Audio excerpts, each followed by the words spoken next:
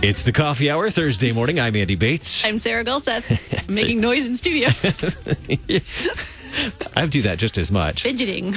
Yeah, I do that all the time. I'm a tactile learner, so I'm always fidgeting. Yeah, pretty much. I can't sit still. It's that music. The music makes you move. It does.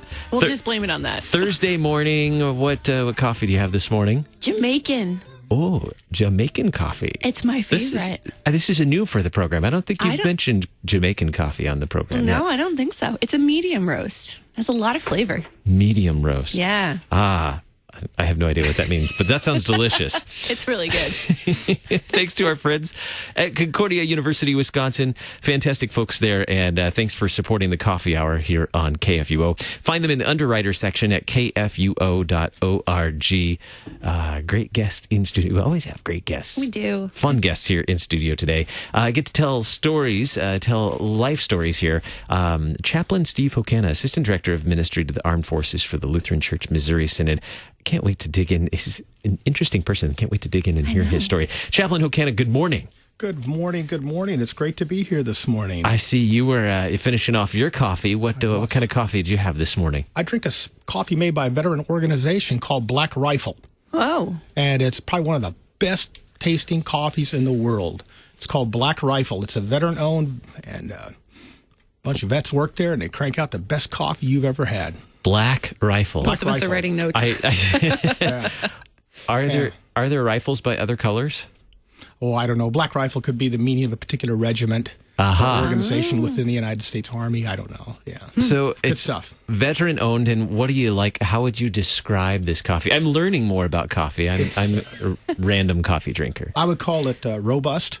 It's got a wonderful smooth taste. It doesn't have any kind of acidic aftertaste at all. And it's just wonderful. And it gets you ready for the morning. I mean, if you're not careful, you drink too much of it, you can see tomorrow. So that may be kind of a weak endorsement of a great coffee. I'm going to have to try this now. And I'm intrigued. You have your specific coffee cup that you drink this out of, too. I do. Today's a special day for me. This is the second anniversary of my retirement from the United States Army. 26 years of service. A total of 31 years with the Army, but 26 years as a chaplain. So, yeah, I have a mug of the United States Army Chaplain Corps with its motto, Pro Deo et Patri, which means for God and country. And also, I wore my hat in. I told you, Andy, I was going to threaten you by wearing a hat. So I brought in, I wore my U.S. Army veteran hat, because I'm very proud to be a veteran of the United States Army and a chaplain and a pastor of the Lutheran Church Missouri Synod. Well, congratulations on the second anniversary of your retirement. Yes. So was chaplaincy something that you had always kind of thought about, or did this kind of just happen? Or what was your journey into chaplaincy and with the military? Thank you for that question, Sarah. When I was a little boy, I've always wanted to serve God. I've always wanted to be a pastor. Then I went to a friend of mine's home, and as we went into the house, next to the door was a symbol of a fish, the Christian symbol. And I said, "Well, that's pretty cool." I said, "What does your family do?" He said, "Well, my dad's a chaplain." I said, "Wow." I said, "What's a chaplain?" And he says, "It's somebody that serves God and their country." I said, whoa, wait a minute. You mean you can do both? You could serve God and your country? He says, "Yeah, that's what my dad does. He's a Navy chaplain." And I said, "Wow, how do I get in on that action?" And so many years later, 4 years of college, 4 years of seminary, 3 years as a parish pastor, I qualified to be a chaplain. And so I came in. Yeah. Wow. That's awesome. And that, I don't recall, it's sad, I don't recall the chaplain's name. However, that chaplain also helped another Lutheran Church Missouri Synod chaplain as well, named John Woolrobbie, to become a chaplain. Yeah. Interesting. I never met him. John Woolrobbie served under him. Yeah. So it's a small world. Yeah. What attracted you to service, military service, and the idea of being able to serve your country as well as being a pastor?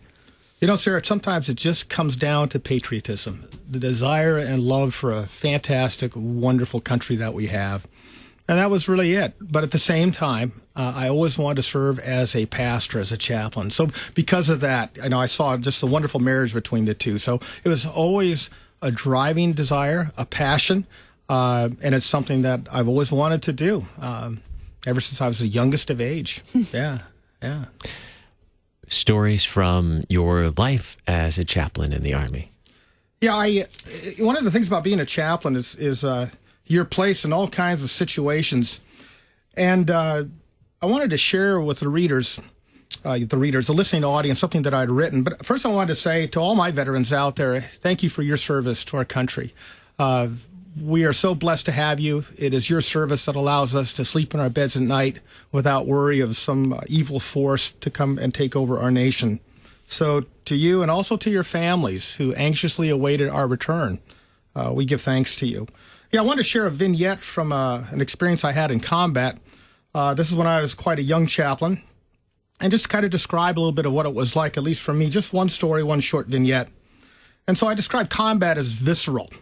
It's violent, with vivid sights, sounds burned into your memory, and smells burrow deep into your nostrils. Combat assaults your very being to the core and stays with you for years. That is not to say Christ isn't present or God's redemptive love is absent. It comes up in places you do not expect. As we were preparing for offensive operations, the Combat Support Hospital received word that 2 attack helicopters crashed into each other and then plowed into the desert floor. We were expecting the worst. We trained for the worst, so we were ready. The wounded came in. There was dust, shouting, blood, and at the same time, the clear presence of God. One can never forget the screaming in agony and the moaning by the wounded. The triage doctor was raising his voice and putting things in order. After cutting the clothes off of the wounded pilot, it was my turn to provide ministry. I'd never seen such horrific injuries. There was blood everywhere, bones protruding out of his skin. One of his legs resembled more of a pretzel than an appendage.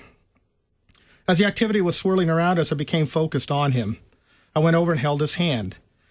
He looked at me with all of his pain, hurt in his eyes that went all the way to his soul. His eyes, and then he said to me, Chaplain, please make the pain go away.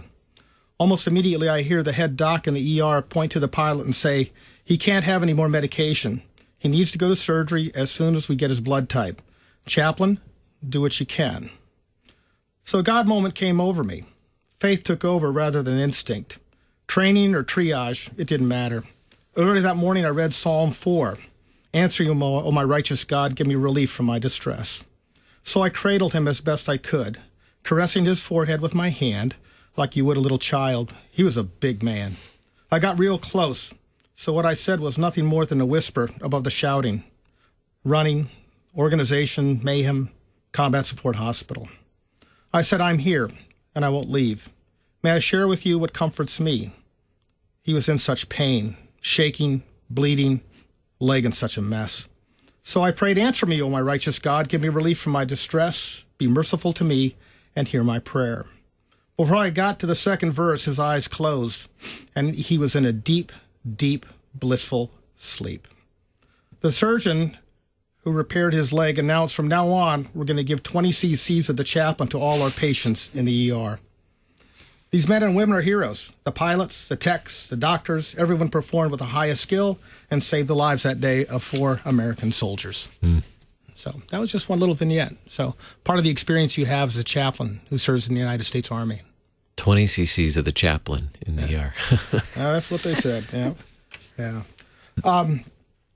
You will have an eclectic and variety of experiences as a chaplain. That's what makes military ministry so fun. You'll run into infantrymen who will get out and they'll grow in years and be successful businessmen. You'll run into folks in the hospitals that I've served in, and they will serve their time, and they'll get out and be doctors and nurses, hospital administrators. You'll run into folks that have been in logistical units, and they will leave, and they'll be corporate execs for Target and Kohl's and so on. So it's absolutely amazing, the people that you serve with, and those that are in your listening audience as well. Many and most are very, very successful in what they do once they serve their time in the military. The story that you just shared, every day wasn't like that, but those were, I'm sure, a significant part of, well, I don't know, was every day like that? Well, when you're in direct combat action engaged with the enemy, it can be. It can be. There's a certain point in one of the combat operations where, as I was walking through the hospital, one of the medical techs said, "Hey, Chaplain, would you like a hit of oxygen?" And I said, "Why would I need oxygen?" And he says, "Your lips are blue." And I didn't realize that I've been up for 2 days. Oh, man. Because you work on adrenaline alone. But then, you have to throttle back. You have to get that rest. You have to get a hot meal. You have to change your clothes. And then you go back at it again. If it's a combat operation, combat action. If it's not, you do have to get yourself into a regular cycle or a regular rhythm. We have just about 1 minute left.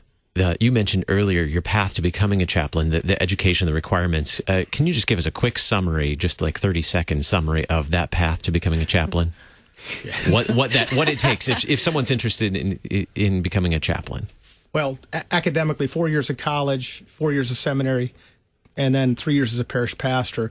But you have to have a heart for it. You can't be a chaplain unless you love people. If you don't love people, you're not going to be a good chaplain. You're not going to enjoy it. You have to be willing to journey with people. Where can we find out more about Ministry of the Armed Forces? I would recommend that you go on the Lutheran Church Missouri Synod website and just type out MAF, Ministry to the Armed Forces, and it'll go right to that. You can also call the 1-800 number of the International Center, and they'll push you right towards our office. All right, 1-800-THE-LCMS. Very good. LCMS.org. Check out Ministry to the Armed Forces on the website there as well. I think you can find a link for it at the bottom of the page as well. Ministry of the Armed Forces. Chaplain Steve Hokana, Assistant Director of Ministry of the Armed Forces for the Lutheran Church Missouri Synod. Chaplain Hokana, thanks so much for being our guest. Thanks for sharing your story this morning. It's great being here. Thank you very much. Absolutely. We have another great story. Familiar voice here on KFUO we get to share in just a little bit. You're listening to The Coffee Hour. I'm Andy Bates. I'm Sarah Gulseth.